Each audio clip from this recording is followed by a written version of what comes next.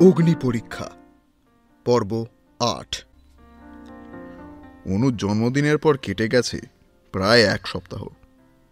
এবার সৌম্য জয়েন করবে অনুর সাথে এক কলেজে। এর মাঝে সৌম্য আরও ২-১ বার এসেছিল রাজের বাড়িতে। মিঠি আর রেনা দেবীর সঙ্গে বেশ ভালোই ভাব জমে গেছে। আর সৌম্য খুবই মিশুকে ছেলে, তবে রাজ একটু ছাড়া ছাড়া ব্যবহার করে। এমনিতেও কয়েকদিন ধরে রাজ একটু ব্যস্ত আছে নিজের কাজে। একদিন সকালে ব্রেকফাস্ট টেবিলে রীনা দেবী, রাজ আর অনু ব্রেকফাস্ট করছে। মায়াদি গেছে মিঠিকে স্কুলের গাড়িতে তুলতে। অনু খাচ্ছে কম, মোবাইল টিপছে বেশি। রীনা দেবী বললেন, মোবাইল খুটখুট করে পেট ভরবে না অনু, আগে খেয়ে নে। সৌম্য মেসেজ করছে, তাই মাঝে মাঝে রিপ্লাই করছিলাম। সরি মণিমা। রাজ চুপচাপ খেতে খেতে আর চোখে একবার অনুর মুখের দিকে তাকালো, কারণ অনুর মুখের হাসি বলে দিচ্ছে সৌম্যর সাথে কথা বলে অনু বেশ হ্যাপি। বাবাই, বেশ কয়েকদিন ধরে লক্ষ্য করছি তুই একটু বেশি ব্যস্ত রয়েছিস। সামনে একটা বড় ইভেন্টের দায়িত্ব পেয়েছি। বেশ বড় একজন শিল্পপতির ছেলের বিয়ে। ওনাদের ড্রেসের ডিজাইন দেখাতেও আমার বেশ ডিজাইন করা কয়েকটা ড্রেস ওনাদের পছন্দ হয়েছে। তাই ছেলেদের ড্রেস, মেয়েদের ড্রেস সব মিলিয়ে 22টা ড্রেসের অর্ডার পেয়েছি আমি। তাই সেই সব নিয়ে একটু চাপে আছি। কাজ হয়ে গেলে বেশ ভালো লাভ হবে, জানো মা। বাহ, এ তো খুব ভালো খবর। মন দিয়ে কাজ কর আর নিজের স্বপ্নটা পূরণ কর। এবার অনু বলে উঠল, অল দ্য বেস্ট রাজ। রাজ একবার অনুর দিকে তাকালো, তারপর মাথা নামিয়ে নিয়ে বলল, থ্যাঙ্কস। এরপর যে যার মতো গন্তব্যে বেরিয়ে যায়। অফিসে গিয়ে বেশ কিছু কাজ করে দুপুরের দিকে রাজ নিজের কেবিনে চেয়ারে মাথা হেলিয়ে চুপচাপ বসে আছে। কেবিনের দরজার বাইরে থেকে সেই দেখে সুজয়ের মাথায় একটা দুষ্টু বুদ্ধি এলো। মনে মনে সুজয় ভাবে, কয়েকদিন ধরে দেখছি কেমন যেন একটা ভাবুক ভাবুক হয়ে গেছে। কাজকর্ম সব করছে, কিন্তু কোনো একটা ভাবনায় আছে।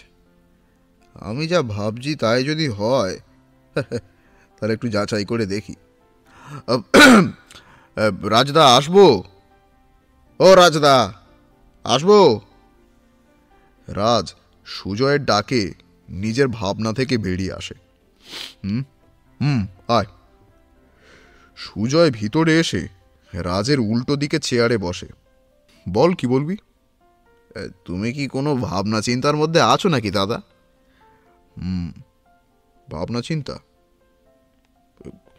কি আর ভাবনা চিন্তা করবো, এমনই ভাবছি সামনে এত বড় একটা ইভেন্টের দায়িত্ব। সেটা ঠিক বলেছ, অনেক বড় ইভেন্ট। তবে এই ইভেন্ট মিটে গেলে এবার তো আরও একটা দায়িত্ব আছে তোমার কাছে। দায়িত্ব? আবার কিসের দায়িত্ব? কেন, অনন্যাদির বিয়ের দায়িত্ব। তোমাদের বিয়ের তো প্রায় 7 মাস হয়ে গেল, আর মাত্র 5 মাস বাকি। এরপর ডিভোর্সের অ্যাপ্লিকেশন জমা করতে হবে তো 1 বছর হলেই। আর একবার ডিভোর্স হয়ে গেলেই তো অনন্যাদির আর কোনো সমস্যা নেই। তখন সৌম্যদাও কলকাতায় ফিরে এসেছে। সৌম্যদা আর অনন্যাদিকে কিন্তু বেশ ভালো মানিয়েছে। একদম যেন রব নে বানা দি জোড়ি।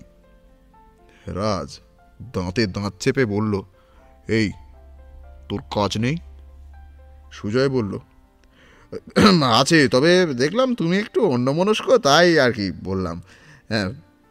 তাহলে নিজের কাজ গিয়ে কর, যা। ভালো কথাই বললাম, পছন্দ হলো না। পরে বিয়ের পর সব কিছু অর্গানাইজ করার জন্য সুজয়েরই ডাক পড়বে, কি আর বলি। অন্যদিকে কলেজ শেষ করে সৌম্য আর অনু একটা কফি হাউসে বসে আছে। অনু বলল, এখন এই কফি হাউসে আবার কার জন্য বসে আছো বলো তো? আমার আবার বাড়ি ফিরে মিঠিকে পড়াতে হবে। জাস্ট 8 ঘন্টা, তারপর আমি তোমাকে বাইকে ড্রপ করে দেবো। তুমি রাজ বা কাকিমাকে জানিয়ে দাও তুমি আমার সঙ্গে আছো। এটা জানলে ওনারা চিন্তা করবেন না। সে করছি, কিন্তু অপেক্ষাটা কার জন্য করছি? আমার এক স্কুল ফ্রেন্ড অর্ণব, খুব ক্লোজ আমরা দুজন। ওর সাথে একটু দরকার আছে, তাই আর কি।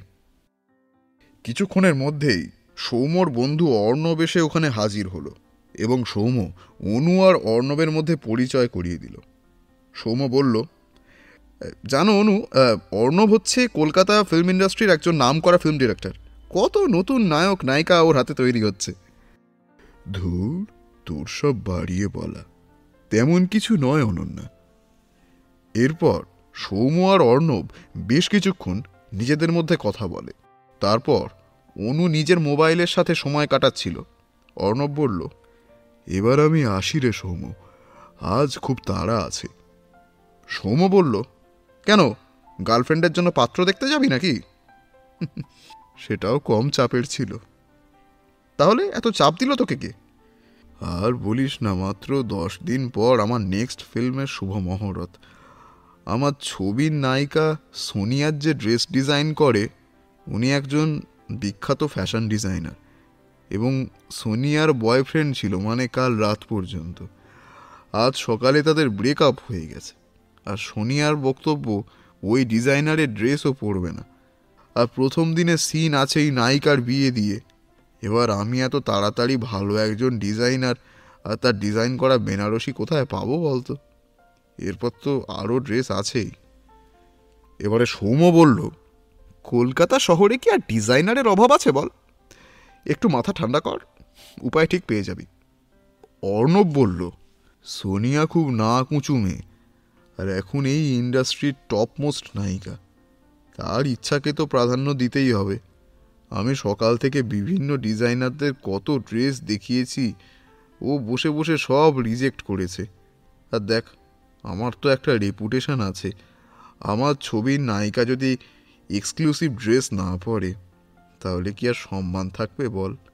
এখন আমার দরকার একটা রেড এক্সক্লুসিভ বেনারসি, কিছু ওয়েস্টার্ন, সাথে কিছু ইন্ডো ওয়েস্টার্ন ড্রেস লাগবে। এতক্ষণ অনু ওদের সব কথাই শুনছিল। তাই অনুর মাথায় রাজের ডিজাইন করা বেনারসি শাড়ি আর ওয়েস্টার্ন ড্রেসের কথা মনে আসতেই অনু বলল, তুমি চাইলে আমি তোমাকে কিছু ডিজাইন দেখাতে পারি, তুমি একবার সোনিয়াকে দেখাতে পারো সেগুলো। কার ডিজাইন? আই মিন কোনো ব্র্যান্ড, মানে? আরে ব্র্যান্ডই কি সবসময় ভালো কাজ করে? নতুন কাউকেও তো সুযোগটা দিতে পারো। কিছু মনে করো না অনন্যা, তুমি হয়তো এখনো আমার, মানে অর্ণব সরকারের ব্র্যান্ড ভ্যালুটা বুঝতে পারোনি। আমার সাথে কাজ করার জন্য এই শহরের বড় বড় ডিজাইনাররা বসে আছে, সেখানে আমি নতুন কাউকে সুযোগ দেওয়া ইম্পসিবল। তোমার বড় বড় ডিজাইনারদের ড্রেস তো তোমার নায়িকা রিজেক্ট করে দিচ্ছে। তাহলে দেখো তুমি কি করবে, নায়িকা বদলাবে নাকি তোমার মত? তবে যদি মনে হয় তাহলে আমার সাথে কন্ট্যাক্ট করো। আমি খুব সামান্য অনাথ একটা মেয়ে অর্ণব, তবে বড় হয়েছি খুব বড় একজন ব্যবসায়ীর আশ্রয়, তার ভালোবাসায়। তাই ব্র্যান্ড, মডেল এইসব তোমার থেকে কম হলেও খুব একটা কম বুঝি না। আমার মোবাইলে এখন স্যাম্পেলের ছবি নেই, এমন সিচুয়েশন আসবে জানলে আগে থেকে ছবি রেখে দিতাম। তবে মনে হলে অবশ্যই যোগাযোগ করো, ছবি কালেক্ট করে রাখবো। অর্ণব বলল, তোমার মনে হয় আমি তোমাকে কন্ট্যাক্ট করব? শিওরিটি দেব না, তবে আশা করতে তো দোষ নেই। মধ্যবিত্তরা তো এই আশাকে অবলম্বন করেই বাঁচে। I like your attitude, but আমার কিছু করার নেই অনন্যা। এবারে অনন্যা হাসি মুখে তার দিকে তাকিয়ে থাকে। এরপর অর্ণব ওদের বিদায় দিয়ে চলে গেল।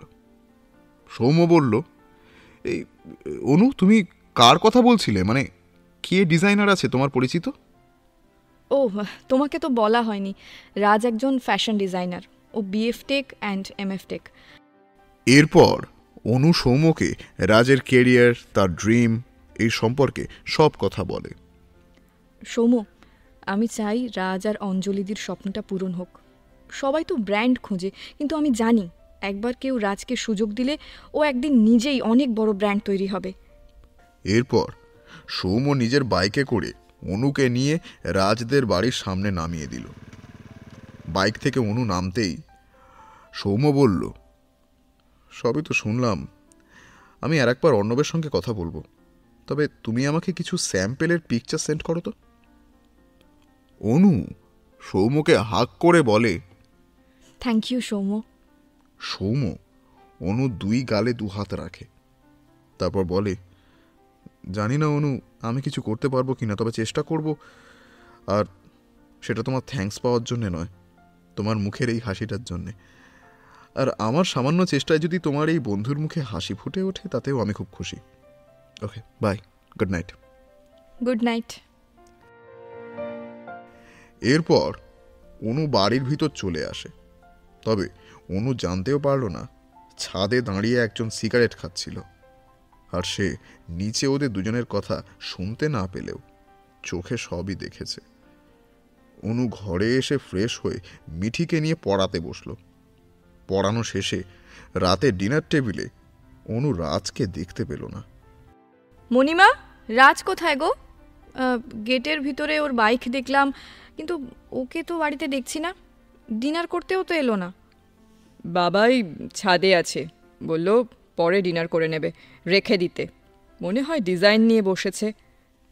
ও আচ্ছা, ঠিক আছে, আমিও পরে ডিনার করব, ছাদ থেকে আসছি। ঠিক আছে, যা। অনু ছাদে গিয়ে দেখল রাজ ছাদের মেঝেতে এক কোণায় দেওয়ালে হেলান দিয়ে বসে সিগারেট খাচ্ছে, সাথে বিয়ারের বোতল রাখা। অনু এবার রাজের কাছে এসে বলল, মণিমা ভাবছে তার ছেলে কত কাজ করছে, আর ছেলে এখানে বসে বসে মদ গিলছে। তা হঠাৎ বিয়ার খাচ্ছ? এতদিন এই বাড়িতে আছি, কোনোদিন তো দেখিনি। আমি কি ডেলি মাতাল নাকি? কাজের চাপ চলছে, তারপর এই গরমে ইচ্ছে হলো একটু ঠান্ডা বিয়ার খেতে। কি ভালো ইচ্ছে হলো আর একা একা খাচ্ছ? আমার কথা মনে পড়লো না? তোমার কথা মনে পড়লো না মানে? অমন করে তাকানোর কিছু নেই, একটু একটু খাওয়ার অভ্যাস আমারও আছে। রাজ আর কিছু না বলে বোতলটা এগিয়ে দিল। খোলা ছাদ, পূর্ণিমা রাত, দুজনে ছাদে বসে আছে। হাওয়ায় উঠছে অনুর চুল, যা একটা অন্যরকম মাদকতার পরিবেশ সৃষ্টি করেছে। রাজ এক মনে দেখছে অনুকে। মাঝে মাঝে অনুর মুখে এসে পড়া চুলগুলো রাজ সযত্নে সরিয়ে দিচ্ছে। দুজনের খুব কাছাকাছি, দুজনে কথা বলছে চোখে চোখে। দুজনের গলার স্বর আস্তে হলেও বেশ দৃঢ়, সাথে হালকা মাদকতা আছে দুজনের গলায়। এই মাদকতা মদের নয়, পরিবেশ পরিস্থিতির দুজনের কাছাকাছি থাকার মাদকতা। অনু বলল, ওভাবে কি দেখছো? তোমাকে। আমাকে নতুন দেখছো নাকি? নতুন নয়, তবে আজ প্রত্যেক দিন নতুন নতুন রূপে তোমাকে দেখছি। প্রথম যেদিন দেখেছিলাম সেদিনকার সেই উচ্ছৃঙ্খল অহংকারী মেয়েটা আজ কত শান্ত, স্নিগ্ধ, মায়াবী। জানি না নিজের ভুল কতটা শোধরাতে পেরেছি, তবে যতটুকু পেরেছি সেটা শুধু তোমার জন্য। আমার পাশে তুমি ছিলে তাই। ছিলাম, আজ নেই। আর আমি কেউ নই অনন্যা, পরিস্থিতি তোমাকে সবকিছুর উপলব্ধি করিয়েছে। আমি জানি রাজ, তুমি ছিলে, আছো, আর সব সময় থাকবে আমার সাথে, আমার বন্ধু হয়ে। এত বিশ্বাস? হুম। রাজ হুট করে অনুর কোলে মাথা দিয়ে শুয়ে পড়ে। অনু একটু অবাক হয়ে যায়। তোমার উপর আমার এইটুকু অধিকার আছে তো অনন্যা? অনু হাসি মুখে রাজের চুল ঘেঁটে দেয়। আমি তোমাকে খুব বিশ্বাস করি রাজ, তাই সেই বিশ্বাসে বলতে পারি আমার উপর তোমার সব অধিকার আছে। সৌম রাগ করবে না তো?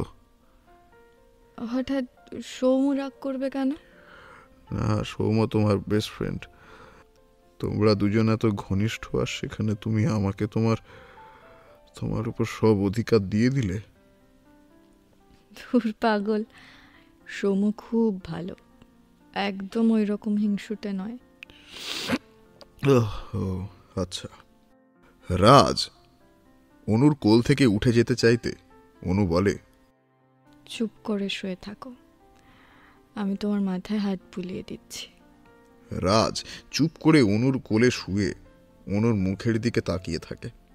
হালকা হাওয়ায় অনুর চুল উঠছে, আর রাজ অনুর মধ্যেই আজ ডুবে গেছে। কাজের এত চাপ, খুব পরিশ্রম হচ্ছে তাই না? একটু স্বপ্ন পূরণ করতে তো হবে, তাই। অনন্যা, বলছি যে, কি বলো? না কিছু না, আরে বলো না, কি বলবে? আমার কাজ মিটে যাক, তারপর চলো তুমি আর মিঠি কোথাও একটা ঘুরে আসি। মা আর মায়াদিকে তীর্থ ভ্রমণে পাঠাবো।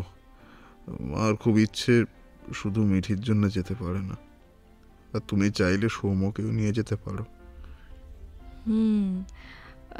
আইডিয়াটা মন্দ নয়।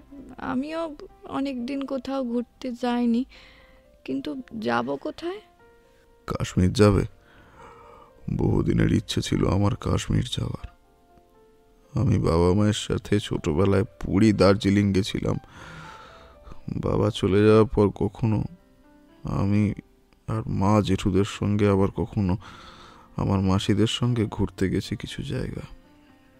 ইচ্ছে ছিল অঞ্জুকে নিয়ে বিয়ের পর হানিমুনে কাশ্মীর যাব, কিন্তু তখন পয়সার চাপে কোথাও যাওয়ার সুযোগ হয়নি। আজ অঞ্জু চলে যাওয়ার পর একা একা কোথাও যেতে ইচ্ছে করে না। তারপর আবার মিঠিটাও ছোট। তাহলে আজ হঠাৎ কাশ্মীর যেতে চাইছো? না মানে, ওটা তো তোমার ড্রিম হানিমুন ডেস্টিনেশন ছিল। রাজ একটা হাত অনুর গালে রেখে, আজ তুমি আছো তাই। আর কাশ্মীর আমার ড্রিম হানিমুন ডেস্টিনেশন ছিল না। আমার নিজের খুব কাশ্মীর ঘুরতে যাওয়ার ইচ্ছে ছিল। অঞ্জু ঘুরতে খুব একটা পছন্দ করতো না। আসলে অঞ্জু তো গ্রামের মেয়ে, ছোটবেলায় বাবা মা চলে গিয়েছিল, কাকা কাকিমার কাছে বড় হয়ে ওঠা, তাই ঘুরতে যাওয়া বিষয়টাও কখনো বুঝতে পারিনি। স্কুল কলেজে পড়াকালীন বন্ধুদের সাথে আমি কোথাও ঘুরতে গেলেই রাগ করতো কত, বলতো এত পয়সা খরচ করে ঘুরতে যাওয়ার কি আছে। কিন্তু কিন্তু আজ খুব ইচ্ছে করছে তোমাকে আর মিঠিকে নিয়ে কোথাও ঘুরতে যেতে। তাই ভাবলাম ঘুরতেই যখন যাব তখন কাশ্মীর গেলে মন্দ হয় না। রাজ, তুমিও আমাকে খুব বিশ্বাস করো তাই না? নিজের থেকেও অনেক বেশি। আমি তো নিজেকে খুব লাকি মনে করি যে তোমার মতো একটা বন্ধু পেয়েছি আমি। থাকবো স্যার, আপনার কাছে আপনার বন্ধু হয়ে সারা জীবন থাকবো। আপনার বন্ধুত্বের মান নষ্ট করব না। তবে এবার বিয়ারটা খেতে দেবেন? ঠান্ডা ঠান্ডা বিয়ার তো গরম হয়ে গেল। রাজ অনুর কোল থেকে উঠে অনুর মুখের সামনে ফুঁ দিয়ে বলে, ফ্রিজে আরো রাখা আছে। কিন্তু মণিমা? মা সব জানেন, সব বোঝে, মুখে এখন আর কিছু বলে না। জানে ছেলে বড় হয়ে এখন নিজে বাবা হয়ে গেছে। তুমি খুব লাকি এমন একটা মা পেয়েছো। গ্রামের মানুষ হয়েও মণিমা খুব মডার্ন। তা ঠিক, তবে মা কিন্তু তোমাকেও নিজের মেয়ে মনে করে, তাই আমার মতো আপনিও লাকি ম্যাডাম। কাল সানডে, সো আজ সারা রাত হ্যাং আউট করবে নাকি? অনু রাজকে ফ্লাইং কিস দিয়ে বলে, উফ, কত দিন পরে। তবে আগে কখনো সারা রাত জেগে হয়নি। যত রাত হোক বাড়ি ফিরতেই হতো, বাপির হুকুম ছিল। তবে তুমি না পুরো চুমু আছো একেবারে। বলে ও রাজের গাল দুটো ধরে টেনে নিল। এই সবে কয়েক ঢোক খেয়েছো, এখনই মাতলামি শুরু করো না।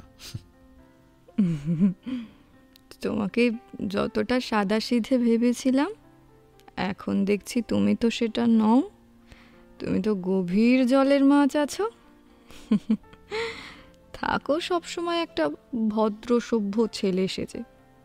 তবে মানতে হবে।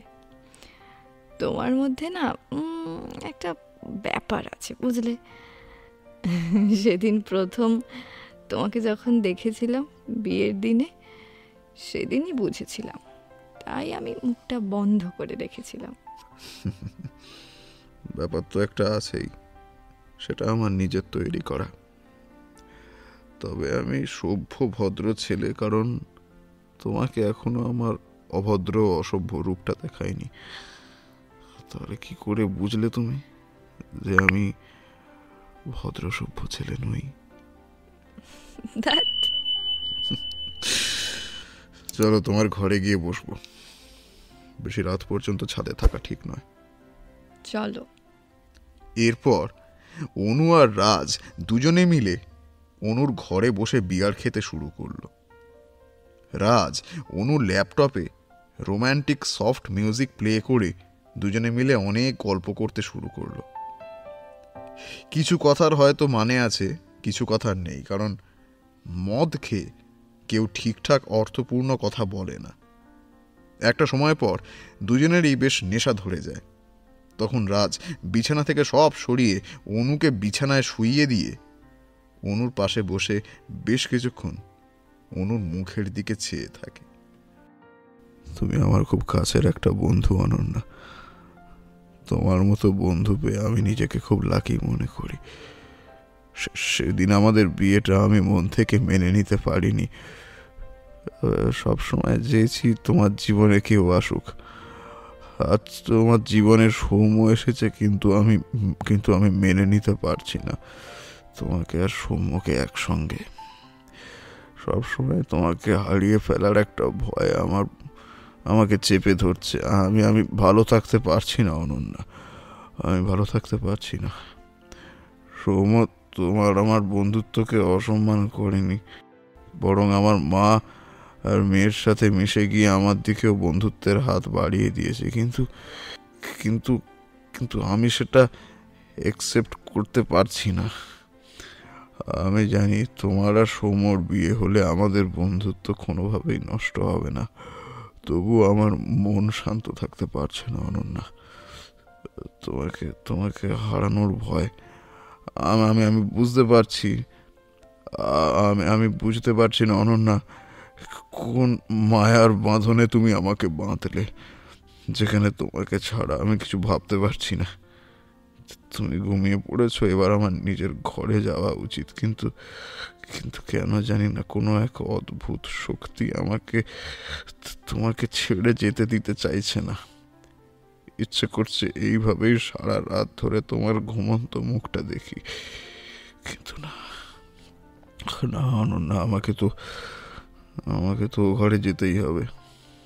আমি চাই না আমার জন্য তোমার জীবনে কোনো কলঙ্ক লাগুক, তোমার আর সৌম্যর মধ্যে কোনো ভুল বোঝাবুঝি হোক। আমিও তোমার বিশ্বাস আর ভরসার মূল্য দিয়ে আজীবন তোমার বন্ধু হয়ে তোমার আর সৌম্যর সঙ্গে থাকবো। অনুর মুখে পড়া চুলগুলো সরিয়ে দিয়ে আলতো করে অনুর কপালে ঠোঁট ছোঁয়ালো রাজ, তারপর বলল, পাগলি একটা। তারপর অনুর ঘরের লাইট অফ করে দিয়ে রাজ নিজের ঘরে চলে গেল। সেদিনের পর কেটে গেছে আরো 2 দিন। মনে হয়েছিল ড্রাঙ্ক অবস্থায় রাজ আর অনু কাছাকাছি আসার কারণে হয়তো রাজ ভুল বুঝতে পারে অনুকে।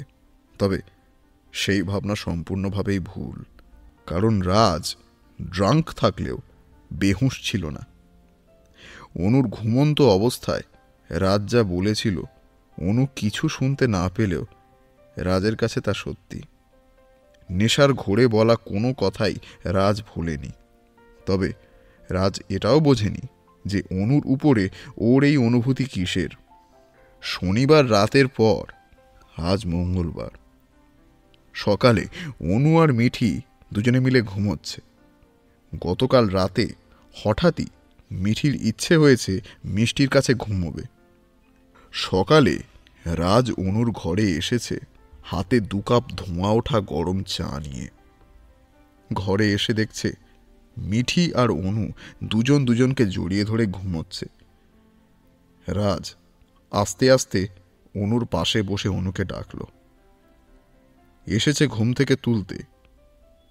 রাজ অনুর মাথায় হাত বুলিয়ে বলল, অনন্যা, এই অনন্যা, ওঠো ওঠো ওঠো।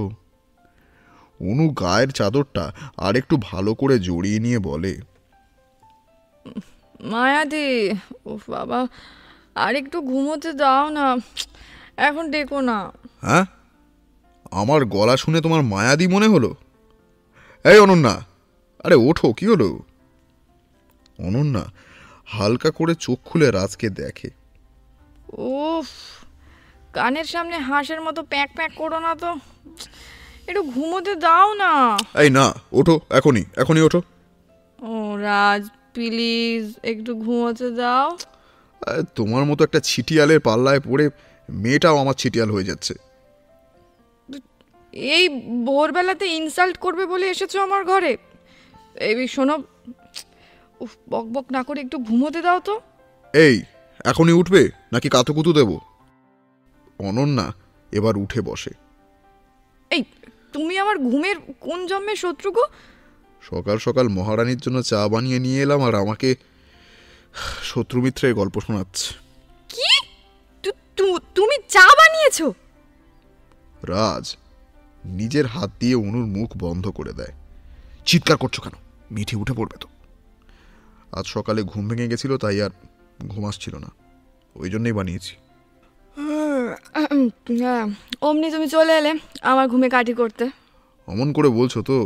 নিজের হাতে চা বানিয়ে নিয়ে এলাম, ভাবলাম দুজনে মিলে গল্প করতে করতে মর্নিং টি খাবো। তাও আবার তোমার বেডে ডেলিভারি করলাম। ভোরের সকাল দেখা তোমার তো অভ্যেসে নেই নাকি? এমন করে বলছে যেন উনি কত দেখেন। নিজে তো ওঠো 8টার সময়, আজ 5টায় ঘুম ভেঙেছে বলে ন্যাকামি। এই খাও তো, খেয়ে বলো কেমন হয়েছে। আজ অনেক দিন পরে চা বানালাম, সেই কলেজ লাইফে বানাতাম, তারপর আজ তোমার জন্যে। বাবা, কি সৌভাগ্য আমার।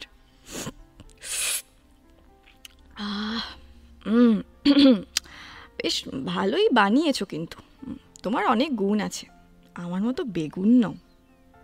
মিঠি কিন্তু তোমাকে খুব ভালোবাসে। আমি ঘরে এসে দেখলাম তোমাকে কেমন জড়িয়ে ধরে ঘুমোচ্ছে। কাল রাতে শুয়ে শুয়ে অনেক গল্প শুনেছে আমার কাছে, সারা রাত বক বক করে তারপর ঘুমিয়েছে। যেমন তুমি তেমন তোমার সঙ্গী, দুটোই পাগল। কি দেখছো?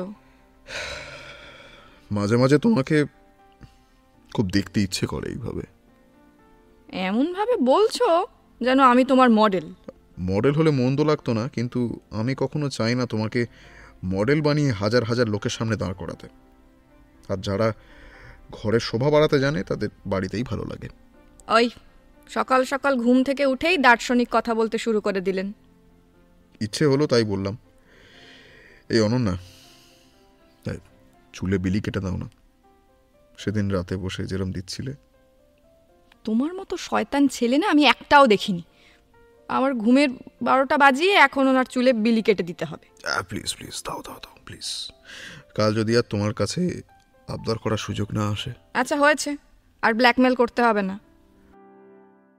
অনু বিছানার হেডবোর্ডে হেলান দিয়ে বসলে রাজ অনুর কোলে চোখ বন্ধ করে শুয়ে থাকে, আর অনু রাজের মাথায় হাত বুলিয়ে দিচ্ছে। অনুর কোলে মাথা রেখেই রাজ মিঠিকে জড়িয়ে ধরে, তারপর আবার ঘুমিয়ে পড়ল। অনু বাপ মেয়ের কাণ্ড দেখে হাসতে হাসতে রাজের মাথায় হাত বুলিয়ে দিতে লাগলো। সকালে যেহেতু রীনা দেবীর তাড়াতাড়ি ঘুম থেকে ওঠার অভ্যেস, তাই দরজায় দাঁড়িয়ে ছেলের কাণ্ড দেখে সকাল সকাল মায়ের মুখে হাসি ফুটে উঠল। এরপর অনু নিজের কলেজে যাবে আর রাজ যাবে অফিসে, কিন্তু অনু পড়েছে একটা সমস্যায়।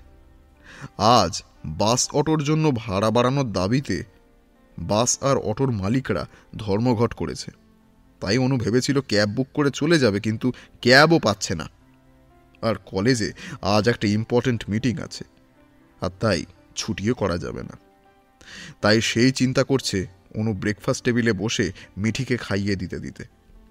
অনু ভাবছে, কি যে করব, রাজকে বলেও তো লাভ নেই, ও তো ওর বুলেটে মিঠি আর মণিমা ছাড়া কাউকে বসতে দেয় না। আমি কি করব?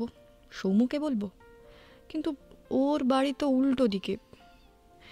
যাই হোক, সৌম্যকেই বলি, তাছাড়া তো আর কিছু করার নেই। মিঠি এবার বলল, ও মিষ্টি মিষ্টি, তুমি কি ভাবছো বলো তো? কিছু না সোনা, কিছু না। এবার রীনা দেবী বললেন, আমিও দেখছি অনেকক্ষণ ধরে তুই কিছু একটা ভাবছিস। না মানে আসলে আজ তো বাস অটো সব বন্ধ, ভেবেছিলাম ক্যাবে চলে যাব, কিন্তু এখন একটাও ক্যাব পাচ্ছি না, তাই ভাবছিলাম কিভাবে কলেজে যাব। সৌম্যকে বলবো আমাকে পিক আপ করে নিতে, যদিও ওর উল্টো রাস্তা হবে, সেটাই ভাবছি, বুঝলে মণিমা? ও মিষ্টি মিষ্টি, তুমি টেনশন করছো কেন? আমার যখন স্কুলের গাড়ি আসে না, তখন পাপা তো আমাকে বাইকে বসিয়ে ভুই করে স্কুলে পৌঁছে দেয়, তেমন আজও তোমাকে পৌঁছে দেবে। বাবাই, তোর অফিস তো ওই দিকেই, তা তুই আজকে অনুকে পৌঁছে দে না। না মানে তুমি চিন্তা করো না রাজ, আমি সৌম্যর সাথে চলে যাব। তারপর মনে মনে বলল, আমি জানি রাজ, তোমার বাইকের ওই জায়গাটা অঞ্জলিদির। আমি কখনো অঞ্জলিদির অধিকারে ভাগ বসাবো না। আমি তোমার জীবনে বন্ধুত্বের যে অধিকার পেয়েছি, আমি তাতেই খুশি। এরপর রাজ মনে মনে বলল, পুরো কথাটাই শুনল না, আজ না হয় আমি নিয়ে যেতাম বাইকে করে। ওনার জন্য তো ওনার সৌম্য আছেই, আমার আর কি, যাও তোমার সৌম্যর সাথে। এরপর যে যার মতো কাজে বেরিয়ে গেল।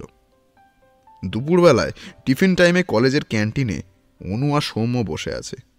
অনু বলল, এই সৌম্য, তোমার বন্ধু অর্ণবকে ছবিগুলো পাঠালে? বললো বেশ ভালো, তবে সোনিয়া এখনো দেখেনি। তা কি বলল?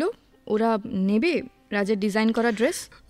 না, নন ব্র্যান্ডেড ডিজাইনারের সঙ্গে আসলে অর্ণব কাজ করতে চাইছে না, আর অর্ণব যেহেতু নিজে এত বড় একটা নাম, সেই জন্যে মানে আসলে রাজ আমার জন্য অনেক কিছু করেছে, আমি চাই এবার রাজের স্বপ্নটা পূরণ হোক। দেখো অনু, আমি তো আমার সাধ্যমতো চেষ্টা করেছিলাম, কিন্তু অর্ণব রাজি না হলে আমি কি করি বলো তো?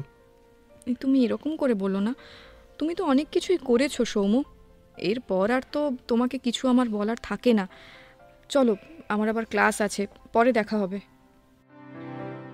এরপর আরও বেশ কিছুদিন কেটে গেছে রাজ আর অনু দুষ্টুমি আর খুনসুটিতে। এর মধ্যে অর্ণব আর যোগাযোগ করেনি ড্রেসের জন্য অনু বা সৌম্যর সঙ্গে।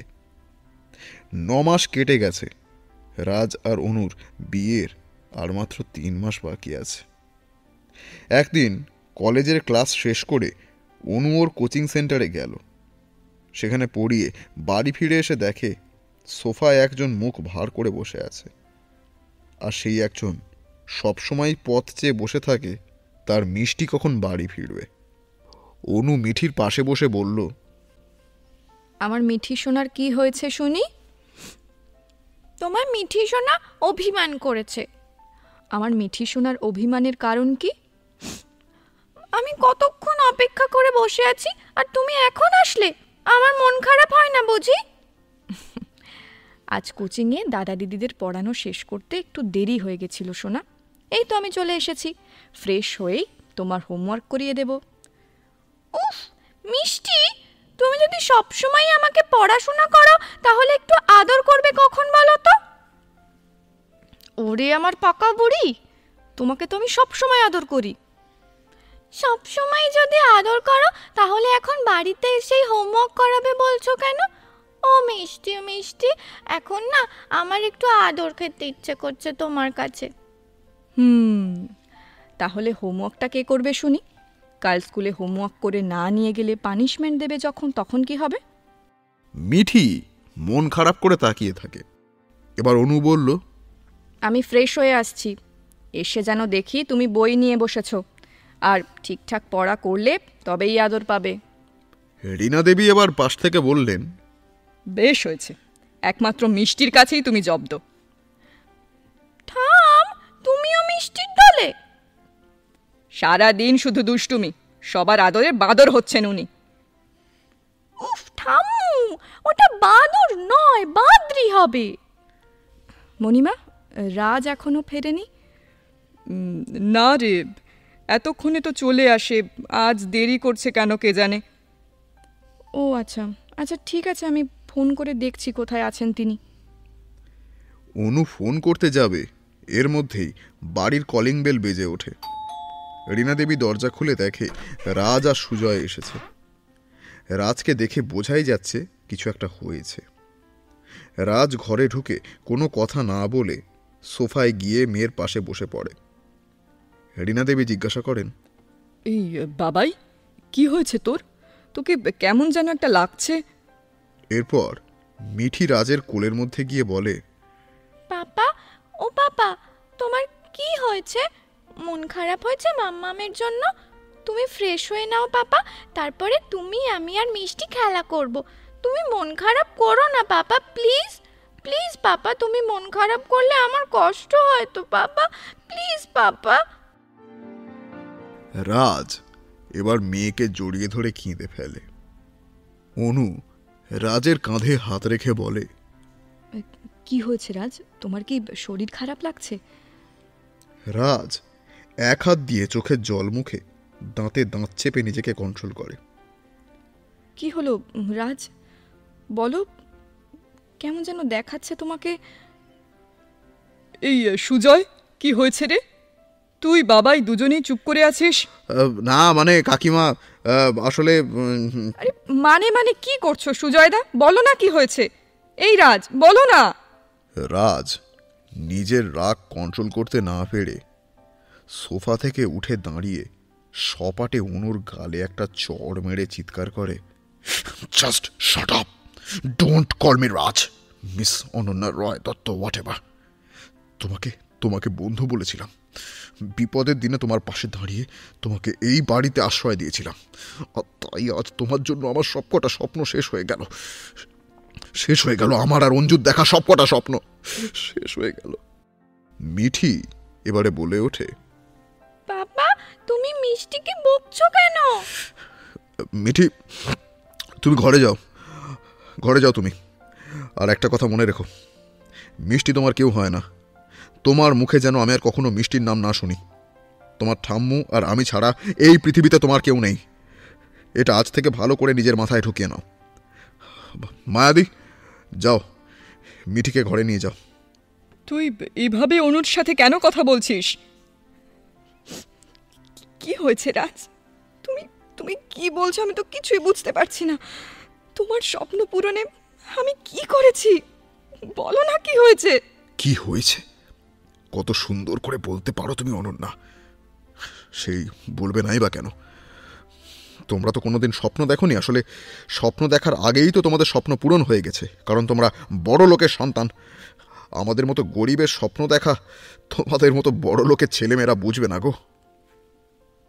প্লিজ রাজ, আমার অতীত জেনে শুনে কেন আমাকে আঘাত করছো তুমি? বলো না কি হয়েছে। বিশ্বাস করো, জ্ঞান তো আমি তোমার কোনো ক্ষতি করিনি। তোমাদের বড় লোকদের আমি বিশ্বাস করি না বিশ্বাস।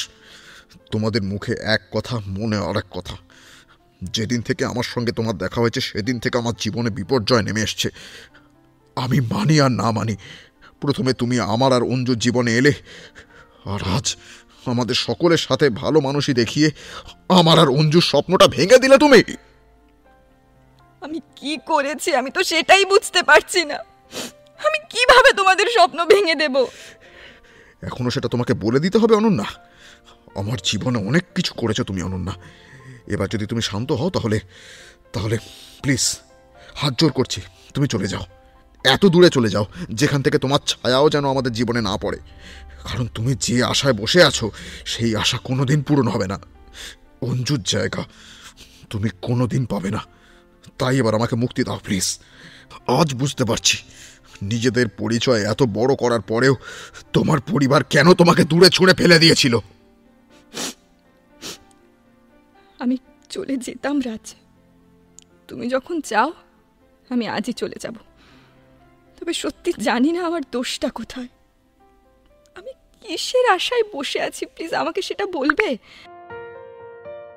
হঠাৎ কি এমন হলো রাজ আর অনুর জীবনে যেখানে ওদের মিষ্টি বন্ধুত্ব ভাঙনের মুখে? জানতে হলে শুনুন পরবর্তী পর্ব।